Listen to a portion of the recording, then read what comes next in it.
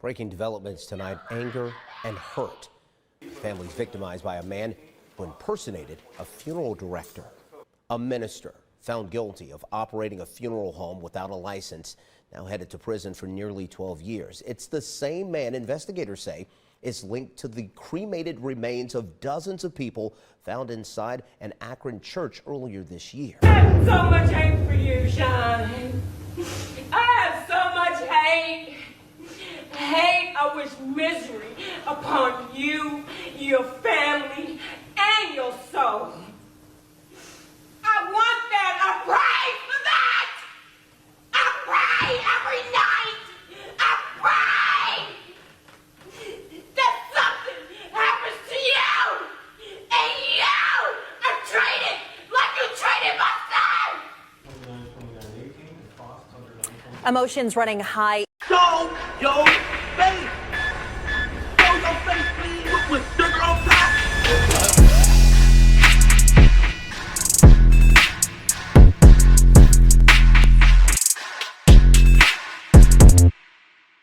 Hey, what's up, y'all? Y'all know my slogan.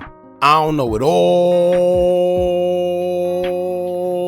but I know what I've been through. Now, before we get into this video, please make sure you head on down to Instagram and follow us on our official Instagram page at Hookah Anonymous _. We're able to be a little more explicit, a little more uncensored, and share content freely without running the risk of having our channel terminated. So, once again, make sure you head on down to Instagram and follow us on our official Instagram page at Hookah Anonymous _. We're almost at 100,000 subscribers. So if you like this video, make sure you subscribe and hit that bell so you're notified every time we drop new content. Now let's get into what you guys came here to see. Now, today has got to be one of the craziest stories that I probably covered on this platform, where a man has been jailed for ruining a bunch of grieving family members and their loved ones' lives for nothing more than the sake of flat out greed. Now, we all know fraud is a big thing because of the love of money from people, and instant gratification is a common thing these days. But the last thing on your mind when burying a brother, mother, child, or anybody is that you will have to watch out for fraud. However, we do know that fraudsters are known to attack when people are most vulnerable, and that's exactly what happened here.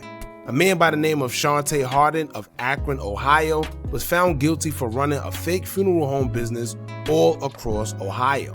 He was an unlicensed funeral director, promoting that he could do funerals for the quote-unquote low. He pretended to bury over 80 deceased individuals, where he really stored their bodies in an abandoned building that he used to operate out of. Crazy. He was found to be guilty of up to 37 charges after taking his case to trial and losing. Ultimately, Sean would receive up to 12 years for the families he ruined, all the while they were grieving a loved one. Hardin was looking at 45 years at first, but with his lawyer stating that it was some provisional factors in the case, his sentence was less harsh. Now, once again, it's one thing to commit fraud, but it's another thing to tamper with the deceased and prey on grieving families while they're at their lowest point after losing a loved one. I honestly think he should have gotten more time, because the memories of this situation is something that these families are going to have to live with forever. Now, there's people who say, well, it should have been a red flag once he promoted that he could do funerals for the low. And granted, I agree. But one thing you have to realize is that people are very vulnerable when they lose a family member, plus the cost of a funeral these days are through the roof. The economy isn't thriving, most people don't have life insurance, and the average cost of a basic funeral ranged anywhere from $7,000 to $9,000. This is why cremation has become so common, because it's cheaper, with the figures going anywhere from $1,000 to $3,000 depending on the funeral home that you attend without a service. Now, although with the service and everything, you're looking at a base cost of $5,000 to $6,000 in 2024 for a cremation. So when you ask, why didn't people think twice or anything about funerals being so cheap? Well, sometimes even if you know better, financially you opt to go against your gut feeling because you really don't have a choice and you want to do what you think is best for your loved one. In this case, Shawnte Hardin knew that and chose to exploit multiple families. So we're going to get into the video and see how an unlicensed funeral director was able to fool multiple families and make money by preying on them in their time of grief. make sure you hit that thumbs up button so we can get this video into the algorithm and spread awareness on situations such as this. If you aren't already, subscribe to the channel now so you can stay updated on what's going on. Now let's get into the story of Shawnte Hardin. Shawn testified in court that he started working in a funeral home at the early age of 12 and stated that he briefly studied at a Pittsburgh mortuary school. Now notice the word briefly because he never finished. So in 2014, when he applied for his funeral home license, his application was denied. Shortly after, Shawn took jobs that were still in the business and field of funeral homes as he transported bodies and helped with body prepping on occasions. Throughout that time, he also became a senior pastor at the Greater Faith Missionary Baptist Church at 825 East Butchell Ave. This is where Shawn would spread word to members of the church about inexpensive funeral services and referred to himself as a funeral guide rather than a funeral director. Shawn wanted to become a death care professional, but failed to go through years of the proper training to become one. Ever since 2014, when he first applied for a funeral home license and was rejected, he started operating illegally without a license. An investigation on Shawn first started based on the 2020 warrant when the Ohio Board of Embalmers and Funeral Directors started receiving complaints about Shawn in 2016. The complaint stated that Shawn was acting as a licensed funeral director and embalmer and also included other suspicious activity. It all started as an investigation in Toledo, Ohio, back in January of 2018 when police officers found an unembalmed corpse laying in a ripped body bag in a vacant apartment. This was after a transport driver for the Lucas County Coroner's Office delivered a body to the apartment when he discovered the improperly stored body and contacted local officials. That same building was connected to Shawnte Hardin. According to the affidavit, Hardin presented himself to the coroner's office as a funeral director and told the transport driver where to leave the body. But after his discovery, the police opened an abuse of corpse investigation. During the investigation, police began to realize how sloppy Shawn was getting as more and more complaints about his service began to pile up. Now in 2018, Shawn was paid $3,450 for handling funeral arrangements, but never gave the family receipts or even a death certificate.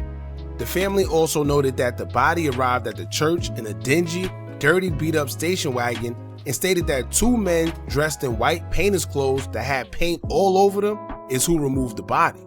Now as a family, the last thing you will want to see is someone who don't look like they belong at a funeral handling the body of your loved one, especially wearing clothes with paint all over. Then in 2019, it was noted that Shawn showed up to a cemetery at another funeral in an old rusty van where it was complaints that the body smelled decomposed during the service, which shouldn't have been the case because reports say the body had been deceased for 23 days up until that point, so if it was stored correctly, it shouldn't have smelled the way it did. Now following that situation was yet another service going wrong where a mother paid Shawn $4,700 to do a funeral service for her son who died May 6, 2019. Although she planned with Shawn for the funeral to take place on the 14th, it didn't actually happen until the 16th, and to her surprise, the casket didn't even fit the vault. Later on, the mother will also learn that the cemetery where her son was getting buried at was already in the process of suing Shawn because he was an unlicensed operator. Now it was just back-to-back faulty practices and complaints, and it just proved that something wasn't right with Shawnte Hardin. Now even in 2020, an OBEFD agent, which is short for Ohio Board of Embalmers and Funeral Directors, was following up on a tip to catch Shawn conducting a funeral service at his church. He would come across a stolen Penske van in the parking lot, leaving an affiliate of Shawn's to be charged with theft. Now during the investigation, it was difficult for authorities to build a strong enough case to prosecute for many reasons. One being that Shawn's business was really just based off word of mouth, so the trace for it wasn't easy. And two, being that he operated business under various different names, such as Hussein Funeral Directors, Celebration of Life Memorial Chapels, Hardin Funeral Home Inc., American Mortuary Services and Transportation, and Shawnte Devon Hardin Services LLC, it made it kind of hard for law enforcement to keep track. Shawn was indicted on 37 charges in October of 2021 as the investigation on him continued because he was still operating despite indictment. Things would get worse. As of January of 2022, an urban explorer was taking pictures of a vacant church in Akron, Ohio, and stumbled upon what he found to be cremains of 89 individuals. Sadly, there was cremains that was dated all the way back to 2010, 12 years prior. Law enforcement quickly connected the church to Shawnte Hardin as they obtained a search warrant and would quickly find that Shawn operated two of his businesses, which was Hussein Funeral Home and Celebration of Life, in the vacant building prior. Outside of the building, it also consisted of a sign with the words Greater Faith Missionary Baptist Church, along with Hardin's name on it. So it was easy to tie him to it. Shawnte Hardin was already being investigated before the findings of these cremains anyway, because Columbus law officials connected bodies that were stored in an empty storefront to him as well. Seems like Shawn just had bodies everywhere and was running out of space for all the bogus services he conducted. In October of 2021, Shawn was shortly arrested after he was indicted on the 37 counts. He didn't turn himself in, but instead, he was arrested after being stopped for a traffic violation. Shawn told police that he was actually on his way to turn himself in, but who knows? Now, Shawn was hit with charges such as engaging in a pattern of corrupt activity, tampering with records, theft, abuse of a corpse, failure to file taxes, passing bad checks, identity fraud, telecommunications fraud, representations as a funeral director while unlicensed, funeral criminal tools and unauthorized use of a vehicle, operating an unlicensed funeral home, and failure to refrigerate a human body. Now, I don't know why, but Shawn decided to take it to trial, and it started in July of 2022, where he would end up being found guilty on August 5th of the same year. Although the family was happy, the family would speak out in distaste for Shawn and not being able to fathom the heights he went to calm them out of their memories of a loved one they once grieved. This story just shows that some people will go to any lengths when greed is involved with no sense of care for how they make others feel, as long as they're making money, which is unfortunate. Now, that was the story of Shawnte Hardin. You guys jump in the comments and let me know what y'all feel about this. Don't forget to like, comment, share, and subscribe. Hit that bell so you're notified every time we drop new content. And remember, as long as you keep on watching, I'm going to keep on dropping. And I'm out.